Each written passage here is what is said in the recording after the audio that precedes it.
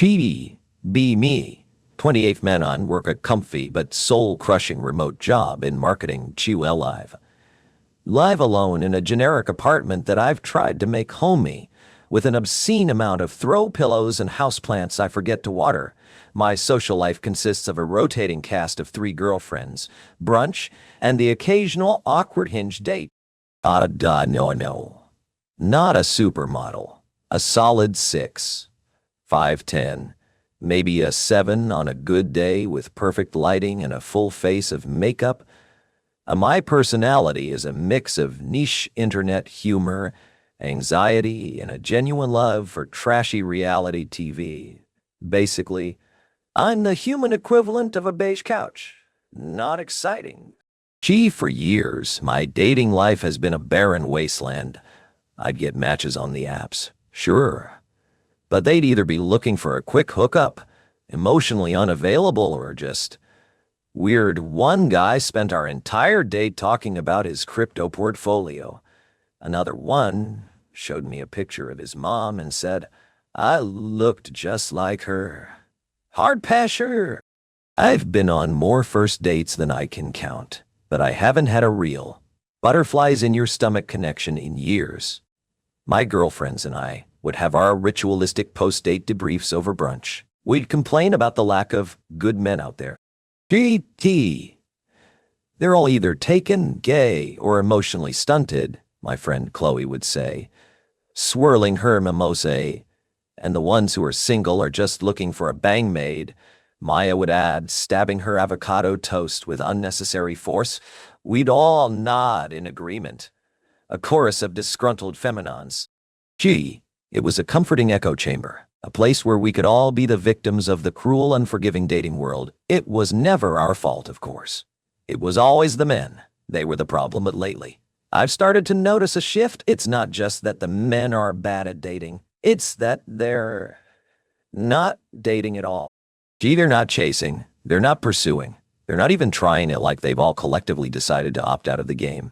And I'm left standing on the field, wondering where the other team went. It had started subtly to match with a guy on Hinge. We'd exchange a few messages, and then radio silence. I'd wait for him to ask me out, to make a move, to show some sign of interest, but nothing. I'd tell myself he was just busy, or that he was intimidated by my witty banter, but deep down, I knew that wasn't it. It was a deliberate lack of effort, a conscious choice to not engage. Then there were the real-life encounters. Che, I was at a friend's party a few months ago, feeling confident in my new dress, and I saw a cute guy across the room, and we made eye contact a few times in the past. That would have been my cue to play the damsel in distress, to wait for him to approach me, but he didn't. She just smiled politely and went back to talking to his friends. I was confused. Was I not attractive enough? Was my dress not as cute as I thought it was? I spent the rest of the night overthinking every little detail, my confidence slowly deflating like a sad balloon. I started to see it everywhere. Guys at the grocery store, at the gym, at coffee shops. They were all keeping to themselves. They weren't making eye contact. They weren't striking up conversations. They weren't even trying to flirt. It was like they had all taken a vow of celibacy, and I was the only one who didn't get the memo. Showing up at our next brunch, expecting my friends to share in my frustration. It's like they've all given up, I said, picking at my croissant. Chloe scoffed. Good riddance. They were all trash anyway. Maya nodded in agreement. They're probably all just at home, playing video games and watching porn. They don't need real women anymore.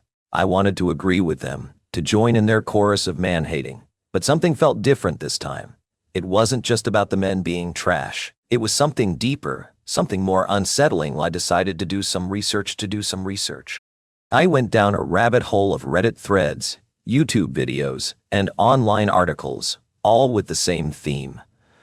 Why men are giving up on dating. The more I read, the more I started to see things from a different perspective. It wasn't that men were lazy or that they didn't want relationships. It was that they were tired of the constant rejection, the unrealistic expectations, the feeling that they were always the ones who had to put in all the effort. One article, in particular, stood out to me. It was written by a man who had been on over 100 first dates in the past 5 years and had only had a handful of second dates. He talked about how emotionally draining it was to constantly put yourself out there, only to be met with ghosting, breadcrumbing, and a general lack of interest. He said that he had finally reached a point where he realized that the effort he was putting in was not worth the emotional toll. It was taking on him hard, so he stopped it on him. So he stopped.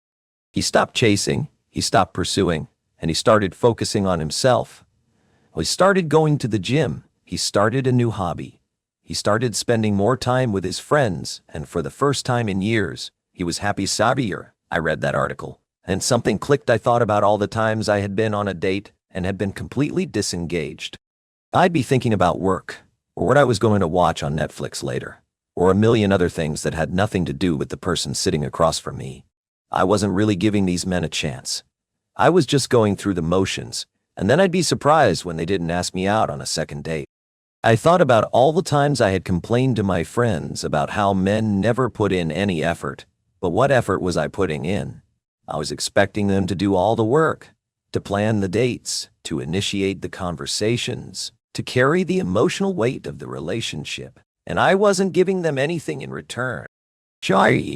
I realized that I had become a passive participant in my own dating life. I was waiting for my Prince Charming to come and sweep me off my feet, but I wasn't doing anything to make myself sweep off Abel. I was just there, a beige couch, waiting to be sat on. The realization hit me like a ton of bricks. I was the problem. Or at least, I was part of the problem. I had been so caught up in the narrative of men are trash that I had failed to see my own role in the equation. I had been so focused on what I wanted from a man that I had never stopped to think about what I was bringing to the table. I decided to make a change. I deleted my dating apps. I stopped going to brunch with my friends, and I started focusing on myself. I started watering my houseplants. I started going to the gym. I started reading books that had been collecting dust on my shelves. I started to become the kind of person that I would want to date. It wasn't easy. There were days when I felt lonely, when I missed the validation of a Hinge match, when I just wanted to go back to my comfortable echo chamber of man-hating But I persevered. I knew that if I wanted to find a real connection, I had to be a real connection. I had to be a real person first. A few months went by, and something strange started to happen. I was at a coffee shop, reading a book, when a guy came up to me. "That's a great book," he said, pointing to the cover. We started talking, and we ended up having a great conversation. He was funny and smart, and he actually seemed interested in what I had to say. At the end of our conversation, he asked for my number. A conversation. She and I gave it to him. We went on a date a few days later, and it was different. It wasn't forced. It wasn't awkward. It wasn't a one-sided interrogation. It was a real conversation between two people who were genuinely interested in getting to know each other. We talked for hours, and we laughed until our stomachs hurt. At the end of the night, he walked me to my car and he kissed me. And for the first time in a long time, I felt those butterflies in my stomach. I don't know where things will go with this guy. Maybe it will turn into a relationship. Maybe it won't, but for the first time in a long time, I feel hopeful. I feel like I'm finally on the right track. I realize that men haven't stopped chasing, as they've just stopped chasing women who aren't worth chasing. That I've stopped chasing women who are passive and entitled and who don't bring anything to the table. They've stopped chasing beige couches, and you know what? I can say that I blame them. Because I'm done being a beige couch. I'm ready to be a goddamn velvet chaise lounge, and I'm ready to find someone who appreciates me for the luxurious, comfortable, and slightly overpriced piece of furniture that I am.